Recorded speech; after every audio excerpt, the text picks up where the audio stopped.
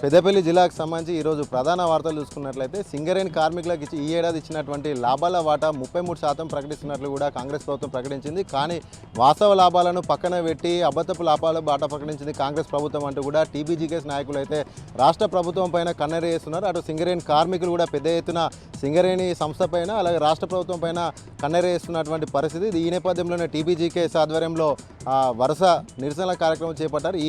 ఈరోజు నిరసన కార్యక్రమంలో భాగంగా రాష్ట్ర ప్రభుత్వం యొక్క దిష్టి బొమ్మను సీఎం రేవంత్ రెడ్డి గారి దిష్టి బొమ్మను అయితే కాల్చివేయడం జరిగింది. పెద్దపల్లి జిల్లా గోదావరికని ప్రధాన చౌరస్తా వద్ద ఉన్నటువంటి టీబీజీకేఎస్ కేంద్ర కార్యాలయం ఎదురుగా సీఎం రేవంత్ రెడ్డి దిష్టి బొమ్మను కాల్చివేయడం జరిగింది. ఈ సందర్భంగా టీబీజీకేఎస్ అధ్యక్షుడు మిర్యాల రాజిరెడ్డి మాట్లాడుతూ వాస్తవ లాభాలను పక్కన పెట్టి కార్మికులను మోసం చేస్తుంది రాష్ట్ర ప్రభుత్వం, వెంటనే వాస్తవ లాభాలను ప్రకటించాలి, 33% అంటూ కూడా వచ్చినటువంటి 4,701 కోటి రూపాయలను పక్కన పెట్టి అందులో నుండి 2,192 కోట్లను పక్కన పెట్టి మిగిలినటువంటి వాటిలో నుంచి 33% అంటూ కూడా కళ్ళబొల్లి కబుర్లు చెప్తుంది రాష్ట్ర ప్రభుత్వం అంటూ కూడా ఆయన ఆరోపించారు. వాస్తవంగా రావాల్సినటువంటి 33% కాకుండా కేవలం 16.9% లాభాల వాటా మాత్రమే కార్మికులకు దక్కింది. ఈ నేపథ్యంలోనే తెలంగాణ రాష్ట్రం ఏర్పడినప్పటి నుండిగా ఎప్పుడూ లేనటువంటి అనేక లాభాలు సాధించినటువంటి ఈ యొక్క ఆర్థిక సంవత్సరంలో సింగరేణి చరిత్రలోనే లేనటువంటి పెద్ద ఎత్తున 4,000 కోట్ల లాభాలు రావడం పట్ల కార్మిక లోకమంతా కూడా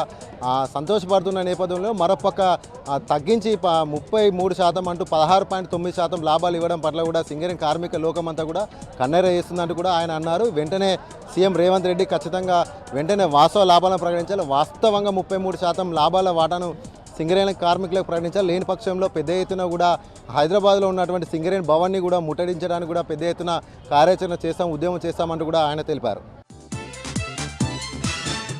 అలాగే మరో వార్త చూసుకున్నట్లయితే గోదావరికని ప్రభుత్వ ఆసుపత్రిలో గత 3 రోజుల నుండి కూడా నీరు రాక కూడా రోగులంతా కూడా ఇబ్బంది పడుతున్నటువంటి పరిస్థితి. తాగునీరే కావచ్చు, అలాగే ఇతర అవసరాలకు ఉపయోగించేటువంటి వాటర్ కూడా రాకపోవడంతో రోగులు పెద్ద ఎత్తున కూడా ఇబ్బందులు ఎదుర్కొన్నారు. అయితే దీనికి సంబంధించి ఆసుపత్రికి సంబంధించిన నిర్వాహకులు నిర్లక్ష్యంగా వ్యవహరించడం పట్లనే 3 రోజులుగా నీళ్లు లేక ఇబ్బంది పడుతున్నామంటూ కూడా రోగులైతే ఆగ్రహం వ్యక్తం చేస్తున్నారు. గత ప్రభుత్వంలో ఎప్పుడు కూడా ఎలాంటి ఇబ్బందులు రాలేదు, కానీ ఈ ప్రభుత్వంలో కూడా ఎలాంటి వసతులు, సరైన మందులు కూడా సమయానికి రావడం లేదు.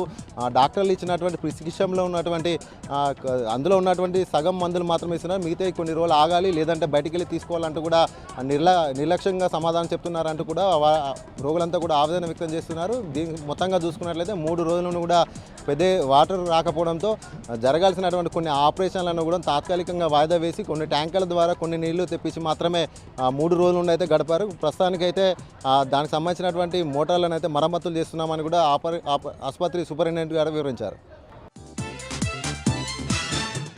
అలాగే మరో వార్త చూసుకున్నట్లయితే పెద్దపల్లి జిల్లా రామగుండం సిపి శ్రీనివాసుల ఆదేశాల మేరకు పెద్దపల్లి అలాగే రామగుండంలో ఉన్నటువంటి పలు ప్రాంతాల్లో పోలీసుల ఆధ్వర్యంలో కార్డన్ సర్చ్ నిర్వహించారు. గోదావరికని విఠల్నగర్లో పెద్ద ఎత్తున కార్డన్ సర్చ్ నిర్వహించారు. ఈ కార్డన్ సర్చ్లో 4 ఆటోలు, 92 బైకులు, 6 లీటర్ల గుడుంబాతో పాటుగా మరింత మద్యం కూడా అక్రమ మద్యాన్ని కూడా పోలీసులు పట్టుకున్నారు. ఈ సందర్భంగా కూడా అక్కడ ఏర్పాటు చేసినటువంటి వేదికలో ఏసీపీ మడత రమేష్ మాట్లాడుతూ ప్రజలంతా కూడా అప్రమత్తంగా ఉండాలి, అపరిచిత వ్యక్తులు ఎవరొచ్చినా కూడా సమీప పోలీస్ స్టేషన్లో కూడా సమాచారం ఇవ్వాలంటూ కూడా వాళ్ళు పబ్లిక్ అవేర్నెస్ కల్పించారు. అలాగే ముఖ్యంగా సైబర్ నేరాల పట్ల కూడా పెద్ద ఎత్తున మోసాలు జరుగుతున్న నేపథ్యంలో కూడా ప్రజలంతా కూడా అప్రమత్తంగా ఉండాలంటూ కూడా ఆయన సూచించారు.